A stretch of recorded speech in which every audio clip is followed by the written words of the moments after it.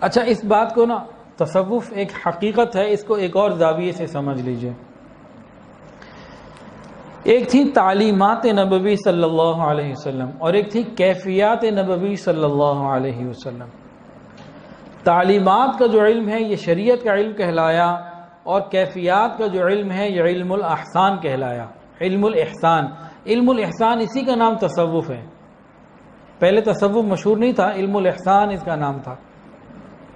اب تصوف مشہور ہو گیا، وہ اللہ کی مرضی، اس میں کوئی پریشانی کی بات نہیں، آپ اس کو کوئی بھی نام دے دیجئے۔ تو جو تعلیمات نبوی ہیں وہ بھی آگے جاری ہوئیں اور کیفیات نبوی بھی آگے جاری ہوئیں۔ تو تعلیمات نبوی شریعت کا علم اور کیفیات نبوی تصوف کا علم۔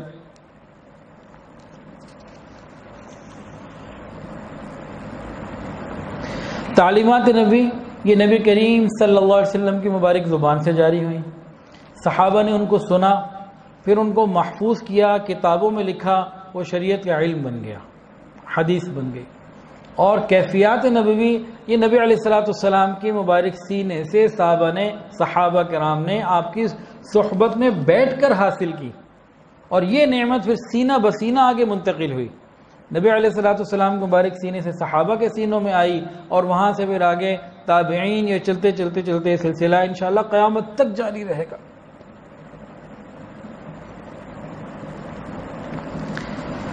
اس کی بھی دلیل سن لیجئے۔ حضرت حنظلہ رضی اللہ تعالی عنہ ایک مرتبہ کہہ رہے ہیں نافق حنظلہ، نافق حنظلہ، حنظلہ منافق ہو گیا، حنظلہ منافق ہو گیا۔ صدیق اکبر رضی اللہ تعالیٰ عنہ نے پوچھا کیا ہوا، کیوں کہہ رہے ہو؟ تو عرض کیا کہ جب میں نبی علیہ السلام کی صحبت میں ہوتا ہوں تو دل کی کیفیت کچھ اور ہوتی ہے، اور جب اپنے گھر آتا ہوں بیوی بچوں میں، کام کاروبار میں، تو دل کی وہ کیفیت نہیں ہوتی، تو یہ تو منافقت ہوگی نا، ادھر اور ادھر اور۔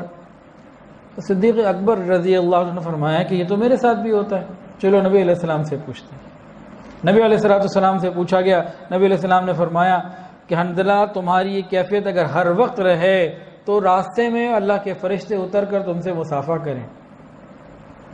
دنیا کی زندگی بھی گزارنی ہوتی ہے تو ہر وقت یہ کیفیت اس طریقے سے نہیں رہ سکتی۔ اور آج بھی مشائخ کی صحبت میں پابندی سے آنے والے اس بات کی گواہی دیتے ہیں کہ جب ہم ان کی صحبت میں ہوتے ہیں تو دل کی کیفیت اور ہوتی ہے، اور اپنے گھروں میں ہوتے ہیں تو دل کی کیفیت بدلی ہوئی ہوتی ہے۔ یہ معاملہ سینہ در سینہ چل رہا ہے۔ اچھا، یہاں ایک عجیب سوال پیدا ہوتا ہے کہ جو صحابی نے بتایا کہ ہماری کیفیت نبی علیہ السلام کی خدمت میں اور گھر میں ایمان کی کیفیت، اور یہ کیا ہے؟ کیا نبی علیہ السلام کی صحبت میں ان کا ایمان زیادہ مضبوط ہوتا تھا اور پیچھے جا کے وہ اس میں فرق ہوتا تھا؟ کیا اس کی بات ہے؟ تو اس کو علماء نے بڑے خوبصورت انداز سے فرمایا کہ دیکھو بھئی، سمندر ہے، اس کے اندر پانی ہوتا ہے، لیکن بعض راتیں ایسی آتی ہیں جیسے 14ویں رات کہ اس کے اندر ہائی ٹائیڈز آ جاتی ہے، مد و جزر آ جاتی ہے، اور پانی خوب اوپر اچھلتا ہے، ایک کیفیت پیدا ہو جاتی ہے۔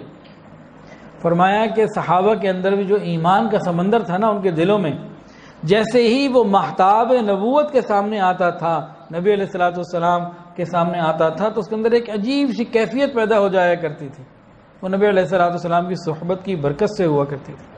آج بھی الحمدللہ الحمدللہ الحمدللہ اللہ والوں کی صحبت میں یہ کیفیت موجود ہوتی ہے۔ آنے والے محسوس کرتے ہیں، دل کھینچے چلے آتے ہیں، نہیں آ پاتے تو افسوس کر رہے ہوتے ہیں کاش ہم بھی چلے جاتے۔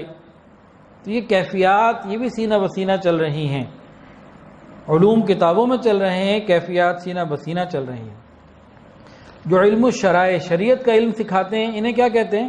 علماء کرام۔ اور جو علم الاحسان سکھاتے ہیں ان کو کہتے ہیں مشائخ کرام۔ کتاب و سنت پر غور اور خوض کر کے اس کی گہرائی میں جا کے جن لوگوں نے مسائل کا استنباط کیا ان کو امام کہا جاتا ہے فقہ کا، یہ فقہ کے امام ہیں۔